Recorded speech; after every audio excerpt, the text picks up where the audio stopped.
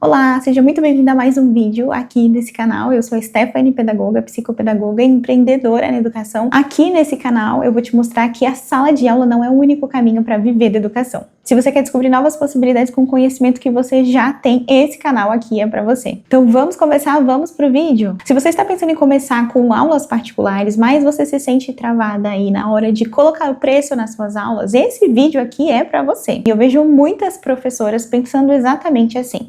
Eu nunca ministrei aula particular, então eu preciso cobrar o menor preço possível, porque assim eu vou ter muitos clientes, vou ter a minha agenda cheia ali no começo e depois, quando passar algum tempo, eu aumento esse valor. E num primeiro momento, essa estratégia parece ser a mais assertiva, a melhor possível, a mais segura. Mas existe um ponto muito importante que talvez quando você pensa isso, ou quando outras professoras pensam isso, vocês não consideram. O ponto é o seguinte: você está começando a trabalhar com aula particular, mas esse não é o seu começo na educação. É muito possível que você já trabalhe na educação, na sala de aula, e talvez você já tenha muita experiência aí na sala de aula, talvez planejando aí centenas de atividades, talvez você já tenha ministrado por horas aí aulas na sala de aula, né, para os seus alunos, então você não está começando na educação. Talvez aí você também já passou horas identificando dificuldade de aprendizagem, já aplicou muita sondagem diagnóstica aí para uma turma de 30, 40 alunos, talvez já explicou muitos conteúdos, os mais diversos possíveis, 1, 2, 3, 4, 5 vezes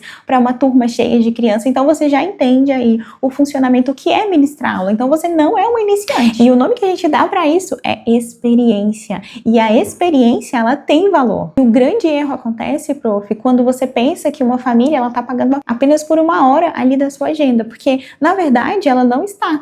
Antes dessa aula que a criança ela vai ali com você, existe planejamento, existe escolha de atividade, existe preparação de material, existe a impressão desse material, existe ali antes uma conversa com a família, existe também o seu olhar ali sobre a dificuldade dessa criança, existe também o depois da aula, né? Porque muitas vezes depois desse acompanhamento você ainda revisa todo o planejamento, você planeja as próximas aulas. Então imagina que você cobra R$50 aí por uma hora da sua aula, mas antes disso você gastou 20 minutos ali preparando essa aula, mais algum tempo depois organizando os materiais, e depois você ainda respondeu à família, você ainda passou um feedback de como foi a aula, de como foi aquele atendimento, né, como a criança ela se saiu. Então, na prática, você não trabalhou só uma hora, né? Foi muito mais que isso. E é exatamente por isso que eu gosto muito daquela pergunta: quanto uma professora cobra por aula particular? Porque o valor que funciona para uma professora pode não fazer sentido nenhum para outra professora. Uma professora, ela pode atender ali na sua própria casa. Outra professora, talvez ela precisa se deslocar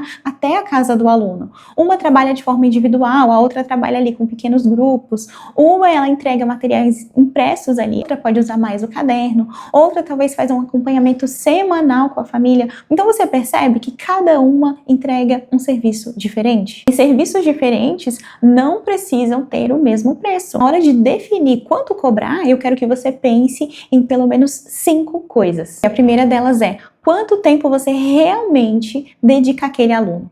E eu não estou falando apenas ali do momento da aula. Considera também toda a preparação, tudo que a gente falou daquela professora que prepara, imprime, conversa com a família, pensa em tudo isso, considera tudo isso. E o segundo ponto que eu quero que você pare, que você considere também, é quais são os seus custos: material, impressão, deslocamento, o espaço físico ali que você tem, ou talvez não tenha, ferramentas e tudo aquilo que você precisa para realizar esse atendimento. O terceiro ponto é qual é o formato da sua aula. Ele é individual, ele é em grupo, ele é presencial, ele é online? Você vai até esse aluno ou ele vem até você? O quarto ponto que você deve considerar é a sua experiência e a sua especialidade. Você não precisa ignorar tudo que você construiu até agora. Não é porque agora você é a professora empreendedora que você vai esquecer todo o seu caminho, toda a sua jornada que você passou até aqui. Isso é muito importante. Isso construiu a professora que você é. Então você precisa considerar isso quando você for construir ali o preço que você vai cobrar, né? Porque você não está começando agora. E quinto, eu quero que você pense na entrega que você está oferecendo para aquela família. No seu serviço.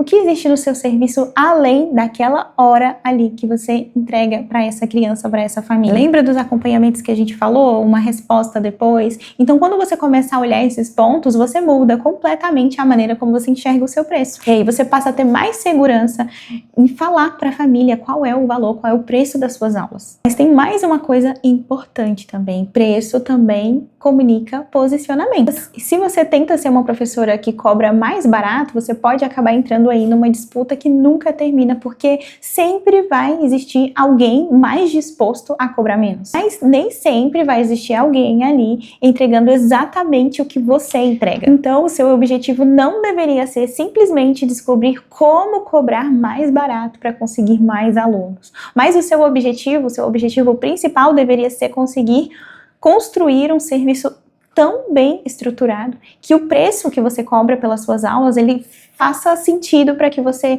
fale para a família ali o que eles estão contratando, e eles vão brilhar os olhos quando conseguirem perceber como o filho daquela família vai ser acolhido ali com o seu trabalho que é tão bem estruturado. Também significa entender uma coisa: cobrar um valor justo não significa simplesmente escolher um número alto. Significa conhecer os seus custos, entender exatamente o que você entrega e construir um serviço profissional. Então, se você está pensando em começar com aulas particulares, não escolha o seu preço apenas olhando o que a outra pessoa está cobrando. Olhe primeiro para o serviço que você construiu. Porque uma aula particular, ela pode começar apenas com um aluno. Mas se você começar a organizar isso de maneira certa, ela pode se transformar em uma fonte de renda consistente, o início de um grande negócio para você.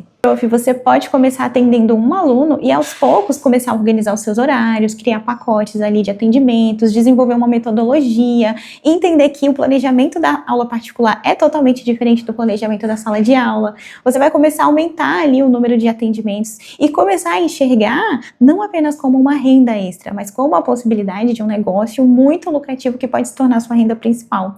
E é exatamente o que eu quero mostrar para você aqui no canal: como sair das aulas particulares como uma renda extra e fazer dela o seu negócio principal, a sua renda principal. Se você é professora e quer descobrir essas novas possibilidades para gerar renda usando o seu conhecimento que você tem na educação, não se esquece, se inscreva aqui no canal para acompanhar os próximos vídeos. Eu quero que você guarde essa frase na sua mente. Você pode estar começando com aulas particulares, mas você não está começando na educação. Te espero no próximo vídeo. Até lá!